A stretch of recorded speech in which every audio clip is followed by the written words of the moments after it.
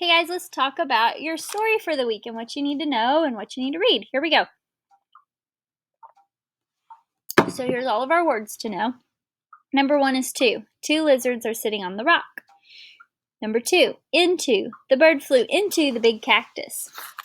Number 3, there are 3 birds resting in the sun.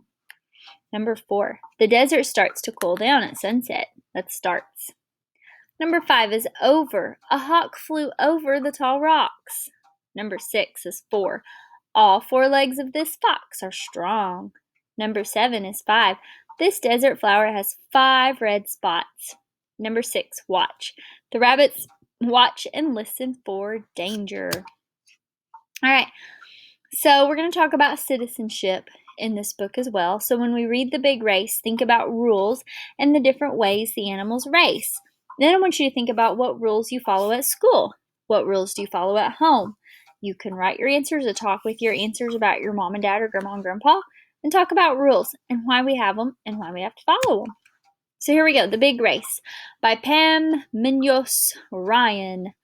That is the author. California summers can be very hot. When Pam Munoz Ryan was growing up, she was often at the library on summer days.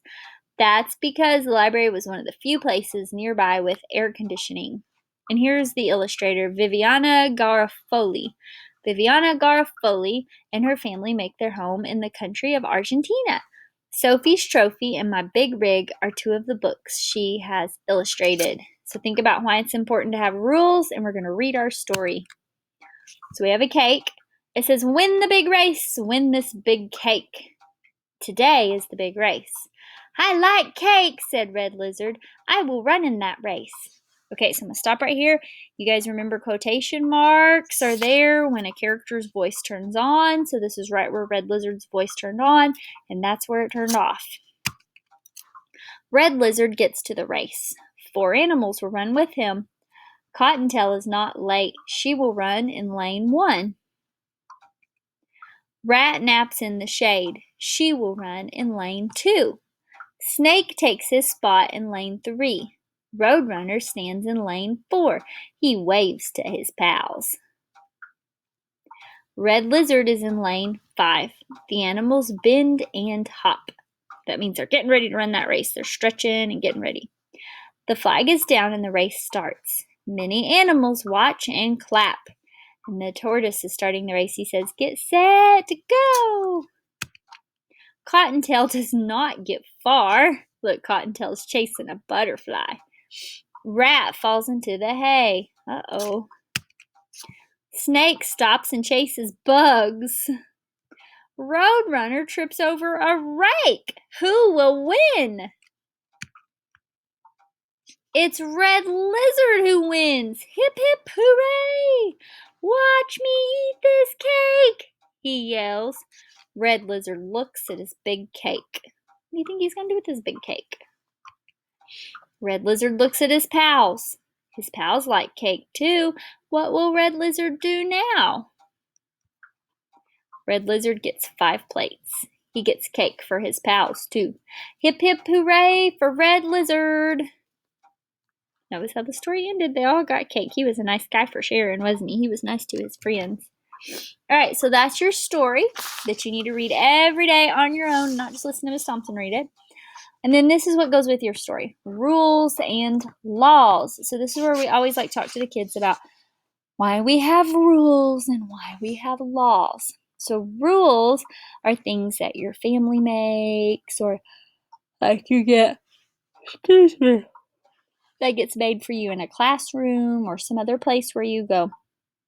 Rules are there to help keep you safe and healthy and everyone around you safe and healthy, and they're put in place to help you learn. So like if you came to school, look at this little girl. I like what she's doing. Can you see what she's doing? She has her hand raised, so she's not just yelling out the answers. So if you're in class and you have your hand up and you just start shouting out answers, is that helping other kids around you learn? No, it's not. It's distracting them, and what you say may not be right. And it distracts them from maybe giving their answer and doing the right thing with their hand up. So, and then look at these kiddos. They have a rule they're following. It's the rule of track, and they're all making sure they're behind the starting line. If some of them were in front of the starting line when it started, would that be fair to the other kids? No. And here's a safety rule. This boy is holding a flag, and it says School Stop Patrol. And I think he's helping these younger kids to be safe when they go to get on the bus, if I was going to guess. So let's read about rules. Who needs rules? We all do. Some rules keep us safe and healthy. Some rules help us learn. There are even rules to help us have fun. So look, here's a health rule. She's brushing her teeth to keep her teeth healthy. Can you find the child following this rule? Raise your hand to speak. What other rules are the children following? What could happen if they did not follow the rules? Laws. Our government has rules too. The rules are called laws. Laws keep us safe and healthy. Laws make sure we treat each other fairly. Can you find the person who obeyed this law? It says employees must wash hands. What other laws do you think the picture shows? So look, she has a health law. She's washed her hands before she serves the school kids in the cafeteria lunch. What other laws has she followed? So cafeterias have to follow certain laws where kids get so many fruits and vegetables and healthy food. So she has to make sure that she's giving out healthy food because that's a law and not just giving you Little Debbie's for lunch. So those are some laws that she could be following. Laws help us to be good neighbors and good citizens. Look at this guy. He stopped at the stop sign. If he hadn't stopped and just kept driving, he'd have gotten hit by that big semi and maybe hurt him or the semi. And then this lady here is walking her kiddos across the street. This policeman, he's stopping the car here, and that car is obeying the law of letting the people walk across the sidewalk here or walk across the street here. If they didn't obey, they might have run those people over. Excuse me. What laws do you think these people are following? So look at these people behind the school bus. It's really important when you're driving by a school bus that you stop because kids are getting on and off. And if you didn't stop, you might put the kids in danger. So that's an important law. And this law shows people getting inspected for having any weapons on them. Some places you go into, you can't have anything even sharp and pointy. And so they're making sure that they don't have anything that could be dangerous to themselves or other people before they go into that building. So who needs rules and laws? We all do. We all need rules and laws. So I hope you enjoyed it. Practice your book this week and see you later.